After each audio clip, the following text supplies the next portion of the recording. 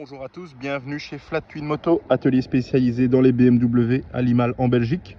Aujourd'hui on ne vous présente pas un bicylindre ni un 4 cylindres mais un 6 cylindres. Une moto assez rare dans la production actuelle, il n'y a que Honda qui propose un 6 cylindres avec sa Goldwing mais un 6 cylindres à plat. Ici on a un 6 cylindres en ligne qui est couché vers l'avant de la moto. Une conception un petit peu particulière avec une suspension dual lever à l'avant. Honda a repris aussi pour ses nouveaux modèles, mais qui existe de chez BMW depuis un certain nombre d'années, depuis les séries K. Et à l'arrière, on a toujours le paralever. Alors, modèle sorti en 2011, avec quelques petits problèmes au début, bobine d'allumage, embrayage. Puis après ça, ils ont amélioré avec différentes séries, 2014, 2016. Et ici, on est sur un modèle 2020, donc déjà avec les nouveaux carénages, comme sur les 2023. Mais encore avec l'ancien phare. Donc phare qui va très bien, hein. Xénon, mais les nouveaux ont les phares LED. Mis à part ça, vous avez quelques options intéressantes. C'était le lancement de la marche arrière chez BMW. Il y avait déjà eu des marches arrière, hein. Mais chez BMW c'est un petit peu spécifique, avec un moteur qui est caché juste ici derrière, qui engraine quelques pignons pour pouvoir faire fonctionner la marche arrière. Je vais vous montrer ça dans 2 petites secondes. Bien sûr, beaucoup d'options qui sont à peu près similaires à la RT.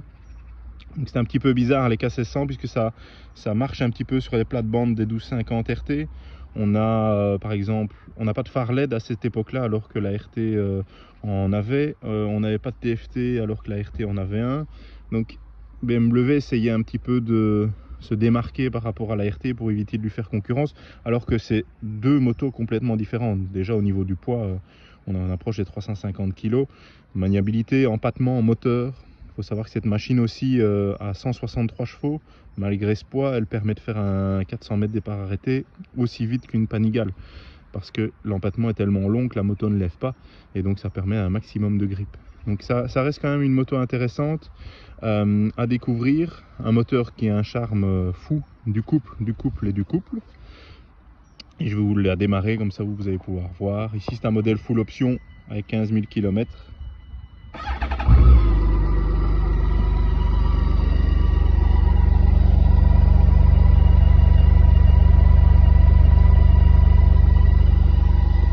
Très sympa. Compteur traditionnel des anciennes RT. Alors si on met un Akrapovic, ça devient une jolie mélodie. Et alors pour la marche arrière, vous avez le petit bouton R ici. Vous appuyez. Le R clignote puis reste fixe, ça veut dire qu'on peut engranger la marche arrière. Puis vous appuyez sur le démarreur. Et puis la roue arrière tourne.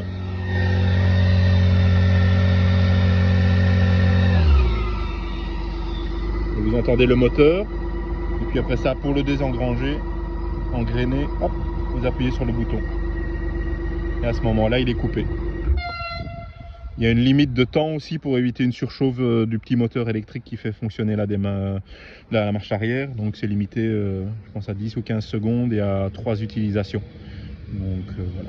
Ces machines-là sont déjà équipées du shifter, vous avez la radio, c'est très sympa. 2 grandes boîtes à gants. Et l'autre est réservé à la radio quand elle a l'option, avec le petit câble. Niveau fiabilité, c'est des motos qui ont fait leur maladie, donc on est sur les dernières séries. Au départ, c'était des Euro 3, puis c'est devenu Euro 4, et maintenant c'est Euro 5, donc c'est quand même une moto qui, au niveau conception, a presque 15 ans. Mais ça reste quand même très dynamique à rouler. Voilà, et ce magnifique pot d'échappement double.